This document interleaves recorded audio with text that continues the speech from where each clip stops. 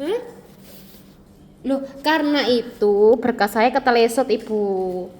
Tapi kan saya mikir ya, tahanan-tahanan ini dulu kan ibu saya juga ini bu, ngurusin tahanan kan. Ibu saya kan psikolog toh bu. Waktu itu jadi ini apa, babunya bawahannya bos, bawahannya bapaknya Aneng. Jadi bapaknya Aneng itu kan bosnya ibu saya. Kan trainer gitu. Trainer itu ke lapas-lapas bu, ibu saya itu juga. Iya, ke lapas-lapas. Jadi ibu saya tuh sampai ke lapas Bandung, lapas Jateng, yang sering tuh ke lapas Bandung. Jadi lapasnya itu bu, itu dari saya SMP bu, ibu saya ke lapas-lapas. Jadi lapasnya itu bukan anak-anak usia 17 tahun ya bu ya, ke bawah. Jadi lapasnya tuh anak remaja bu, ibu saya tuh. Iya, itu bu ada ya anak itu yang membunuh temannya pesantren. Jadi emang itu pembunuhan itu udah hal yang lumrah bu. Kalau kita ke lapas ya, jadi banyak orang anak kecil tuh yang membunuh. Tapi kan memang yang diberitakan, misalnya ibu baca berita di koran, di medsos, itu kan berita yang headline aja. Sebenarnya pembunuhan itu banyak bu. Jadi ibu saya kalau lihat berita pembunuhan itu sudah wajar. Ibu saya karena ibu saya tuh nangani anak-anak lapas itu. Jadi biasa gitu loh bu, udah biasa gitu loh. Lah saya kan yang lihat kemarin tuh kan langsung shock kan bu. Tapi untungnya pas saya lihat itu bukan pembunuhan bu. Saya kan di ruang Tirta, terus habis itu ke ruang Chandra. Sama itu ruangannya untuk tahanan semua juga kalau siang itu pidana. Jadi saya tuh kebetulan narkotik, sabu, terus sama pencurian itu yang HP itu di rumah maling di rumah kampung itu yang jual knalpot itu. Tapi ya bu ya, terus saya mikir gini, ibu tahu tahanan-tahanan yang di Borgol itu bu, itu wajahnya kalem-kalem banget, polos-polos, iya, iya, nggak ngiro. Jadi saksinya itu kan itu ada apa, para penjual knalpot ya bu. Jadi ceritanya itu kan saya di situ, saya kan nonton bu. Jarak cuma semeter sama saya, sidangnya itu saya sama hakimnya tuh jaraknya cuma 3 meter kan. Itu dia di sidang bu ya. Terus dia itu ada saksinya itu penjual knalpot yang lain, tapi saksinya ini harus nggak kenal sama penjual knalpot yang ini. Terus disumpah bu pakai buku sama paniteranya bu. Jadi lari-lari paniteranya naruh buku di atas belakang saksi. Hah? Enggak, disumpah jangan saksi itu jangan ada yang kenal, nggak boleh kenal sama ini. Tahanannya lebih mukanya polos, cowok katoan itu tapi mukanya polos bu kalem. Sedangkan saksinya orang-orang baik yang nggak narkotik itu wajahnya tuh betik, rambutnya gondrong, terus munyuk ya apa ya, pokoknya wajahnya gemuk, nyebelin gitu loh. Malah yang nyebelin itu malah yang baik bu. Jadi bener pepatah don't judge book by its cover itu. Iya, itu anaknya polos banget bu yang narkotik itu. Dia tuh bolak-balik ketahan loh bu, ketangkep di penjara. Ternyata kalau di Surabaya itu bukan rehabilitasi bu. Kalau artis-artis itu kan narkoba rehabilitasi ya bu ya. Ini penjara loh bu, di penjara loh bu dia. Terus habis itu ada lagi bu yang nyuri HP itu bu ya. Itu kan dia masuk ke selang, jadi ada anaknya tuh suka masuk ke selang, jadi dibacain gitu loh bu berita acaranya gitu loh, kayak apa gugatnya tuh loh dibacain. Dia tuh tangannya ngerogoh ke selang bu katanya itu untuk ngambil kunci rumahnya itu, terus nyuri HP itu. Jadi ibu tahu yang nyuri bapak-bapaknya tuh kayak apa? Bapak yo selang nggak tahu di kampungnya itu pakai kopiah bu, terus wajahnya tuh imut gitu. Itu loh bu nyolong HP bu. Jadi yang tahanan-tahanan tuh mukanya tuh unyu-unyu, imut-imut gitu bu. Saya tuh mikir, lah iki sing saksi ini kok garang-garang ngeri-ngeri, iki gak kuat ta saya gitu. Saya tuh mikir ternyata tuh bener ya pepatah don't judge book by its cover itu bener gitu loh. Orang yang tampaknya misalnya wah itu ternyata terus polos terus ini tuh ternyata malah yang aneh. Jadi nggak bisa diprediksi gitu loh bu orang itu. Saya tuh mikir gitu, ini bener tahanan di Borgol bapak ini gitu.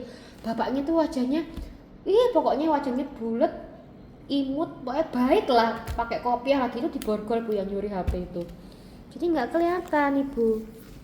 Nah terus ibu saya itu bu kan dulu kan kerjaannya di lapas-lapas gitu. Terus ada yang memperkosa bu, memperkosa itu anak itu umur 17 tahun sudah memperkosa banyak orang gitu. Iya, itu Bandung Bu, yang banyak kasusnya tuh di lapas Bandung, yang anak-anak di Jawa Barat Bu. Terus habis itu ada juga yang membunuh orang tuanya, terus nyuri, itu udah biasa Bu anak-anak di lapas itu Bu. Ya anak-anak biasa itu, masih kecil-kecil tuh 17 tahun ke bawah. Saya apa kosa anak SD itu banyak Bu ternyata. Memang kan yang mungkin kita baca tuh kan di koran kan hanya 1-2 ya. Tapi kalau kita ke lapas itu banyak Bu. Pembunuh kayak gitu-gitu, kriminal gitu. Banyak. Terus anak-anaknya tuh ya anak-anak biasa itu loh Bu, anak-anak. Ya pada wajarnya, anak-anak pada umumnya 17 tahun ke bawah ya masih unyu-unyu gitu, itu ternyata pembunuh mereka itu. Itu kan ibu saya kan psikolog, jadi ibuku saya tuh Bu Hartanti itu, ibu saya Hartanti ya Bu ya, itu banyak dikenal sama lapas-lapas karena kan sering datengin lapas. Jadi yus saya mikir wah ponakanku itu datang ke lapas di Tangerang, di mana? Tarakan. oh Tarakan Bu ya, Kalimantan ya. Dulu saya ada Berkali di sana dia baru buat hampir 2 tahun ini. apa psikolog juga tahu Bu. Psikolog juga enggak. Jadi memang psikolog Dia itu dari dulu itu memang ke lapas-lapas. jadi itu yang terpilih Bu, orang-orang yang seperti itu Tapi dia memang punya yang harus cocok kan kayak gitu. punya apa namanya, punya bela diri dia. Oh. Kalau itu nggak berani mudah-mudahan. Kan dia awalnya cilik kan dia arek. Cek penuh banget tuh anaknya kan nggak kelihatan. Jadi nggak pengalaman. Iya, jadi ibu saya tuh ke lapas-lapas gitu kerjaannya dulu itu. Kalau itu kan sudah kelihatan berusia ya. Tapi dari saya SMP loh Bu, berarti ya masih muda kan Bu. Kerjaannya ke lapas-lapas, jadi saya bilang gitu ke ibu saya, terus ibu saya, oh udah biasa itu kan, ke saya tuh kan yang takut Bu, borgolnya pas dilepas itu aduh udah. Kok ya iso ini saya ketelesot ya, masuk pidana Bu, sampai stres, sampai kuasanya yang Pak Desima sama Bu Sundusia itu kuasanya sampai stres juga karena nonton juga di situ. Nonton pidananya itu. Wih, sampai ya Allah. Kalau orang yang udah terbiasa tuh kan biasa ya Bu ya, lihat tahanan di borgol terus dilepas itu kan, yang sering ke lapas tuh kan biasa kan.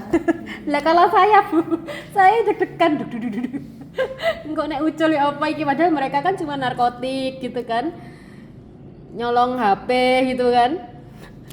Tapi saya yang ketar-ketir sendiri. Tapi emang psikolog itu, kerjaan psikolog itu emang ke lapas-lapas Bu, yang kayak ikut dinas apa itu kan juga ada seleksinya Bu. Kalau mereka apa-apa itu pasti nggak bisa Bu ke lapas-lapas itu. Tapi kalau ibu saya udah sering. Jadi kayak akuntan gitu loh Bu, yang bisa jadi auditor tuh siapa gitu loh Bu, kayak gitu loh Bu. Yang jadi bisa jadi pajak siapa. Nah ibu saya tuh yang ke lapas-lapas juga. Kuliah waktu skripsi. Itu bawahannya Bapak Yaning. Ponakanku itu ya itu sama. Trainer kan Bu. Dia otaknya itu narkoba. Iya, narkoba tuh di penjara loh Bu ternyata Bu. Nggak rehab loh Bu. Ngeri ya Bu. Saya Bu kelas Bu, kok jam segini? Saya masih takut soalnya lihat tahanan di borgol terus dilepas di depan mata saya loh, saya wedi Bu. Kan saya nggak ngerti ya kasusnya apa kok tahanan dilepas borgolnya. Saya kan habis itu saya baru ikut di situ kan. Jadi saya ngeliat tuh, takut banget. Ternyata kasusnya pencurian, nyolong HP. Oh ternyata narkotika. Alhamdulillah saya. Nek pembunuhan moro-moro saya di jendul kepala saya, lah saya wedi Bu.